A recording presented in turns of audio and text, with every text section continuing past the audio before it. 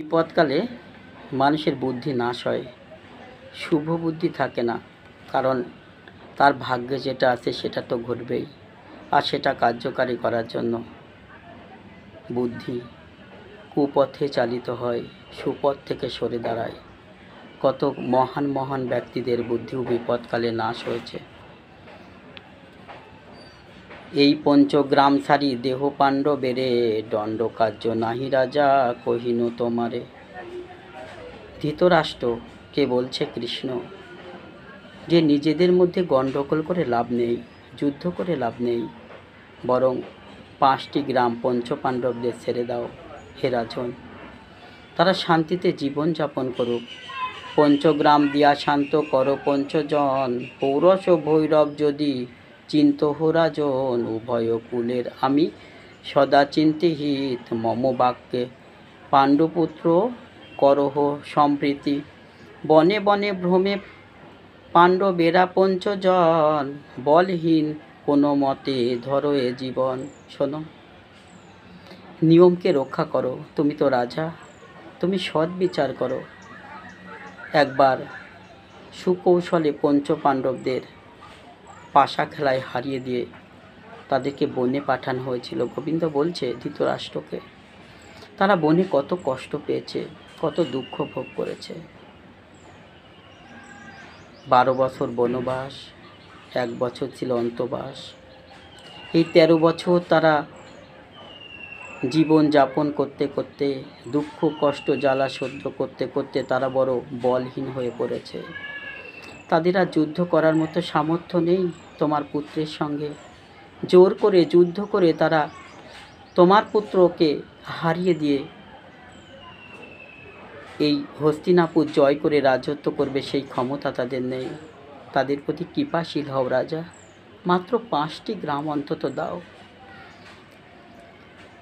যুদ্ধর সমর্থ তারা নারী বেজি নিতে, না হয় উচিত জ্ঞাতি হনন করিতে। জ্ঞাতিবধ মহাপাপ সর্বশাস্ত্রে গণি, সেই কারণে উপেক্ষা না করো নিপমনি। এতে বলিল যদি দেব বিশ্বপতি, মহাক্রোধী চিত্র হয়ে উঠিল কুরুপতি। এটা যদি বলল তাহলে কুরুপতি দুর্যোধন প্রচণ্ড ক্রোধান্বিত হয়ে পড়ল কৃষ্ণের উপরে।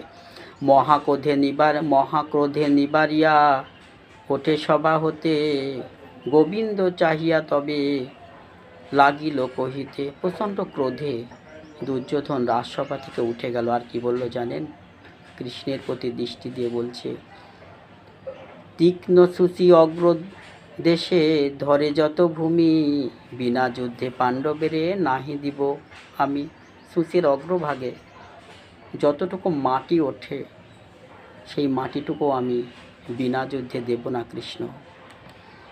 প্রতিজ্ঞা করিনুই আমি না হবে খণ্ডন, পশ্চিমে উদয় যদি হয়তো তপন। আমি যে প্রতিজ্ঞা করে সেই প্রতিজ্ঞা লঙ্ঘন হবে না, যদি পশ্চিম দিকে সূর্য ওঠে তাও নয়। আকাশ ও পরয়ে ভূমে পিতৃ জলে ভাসে, দিনকর তেজে যদি সপ্ত সিন্ধু রসে। যোগী যোগ ত্যাজে ধ্যান ত্যাজে পঞ্চানন, গায়ত্রী বিহীন যদি হয় দ্বিজগণ। তথাপিও প্রতিজ্ঞা মম না হবে খণ্ডন, পাণ্ডবেরে সারিয়া না দিব রাজ্য ধন। কঠোর প্রতিজ্ঞায় সীমাবদ্ধ হলেন দুর্যোধন।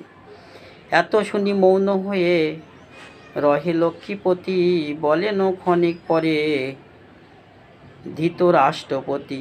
গোবিন্দ কথা শুনে চুপচাপ বসে রইলেন। তারপর কিছুক্ষণ বাদে ধৃতরাষ্ট্রকে বলছেন, কি বলছেন? দূত হয়ে আসিলাম 2 কুল হেতে, শুনিনু অদ্ভুত কথা বিদুর মুখেতে। কোন দোষ নাহি করি শুনহো রাজন, আমারে বান্ধিতে চাহে তোমারও নন্দন। কে কারে বান্ধিতে পারে দেখো বিদ্যমানে, ক্ষমা করি শুধুমাত্র চাহি তোমা পানে। শোনো গোবিন্দ বলছে, শোনো ধৃতরাষ্ট্র রাজা, আমি শুধুমাত্র পাণ্ডবের দূত হয়ে এসেছিলাম। আমি কারো শত্রু নয়, আমি সর্বদা তোমাকুল এবং পাণ্ডবকুল দুই কুলেরই কল্যাণ চাই।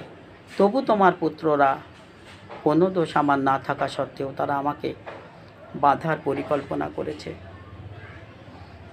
তবে আমি এর উচিত শিক্ষা দিতে পারতাম, কিন্তু কেন দিলাম না জানো? গোবিন্দ বলছে, তোমার দিকে চেয়ে রাজা, তোমার দিকে চেয়ে। তা না হলে ক্ষুদ্র মৃগে মারে যথা, কেশরী প্রচণ্ড নাগেরে গরুর যথা করে খণ্ড খণ্ড। ক্ষুদ্র মৃগ কখনো প্রচণ্ড প্রতাপশালী সিংহকে পরাজিত করতে পারে? তোমার পুত্র তো ক্ষুদ্র মৃগ। সেই রূপ দেখি আমি যত কুরুগণে মুহূর্তিকে মারিতে পারি যদি করি মনে। আমি চাইলে মুহূর্তের মধ্যে এখানেই সমস্ত কুরুকুলকে ধ্বংস করে দিতে পারি, বিনাশ করে দিতে পারি যদি মনে করি। তোমার ওই অপেক্ষা হেতু ক্ষমিলাম আমি, শুধুমাত্র তোমার অপেক্ষায় থেকে তুমি কি সমাধান দাও তাই ভেবে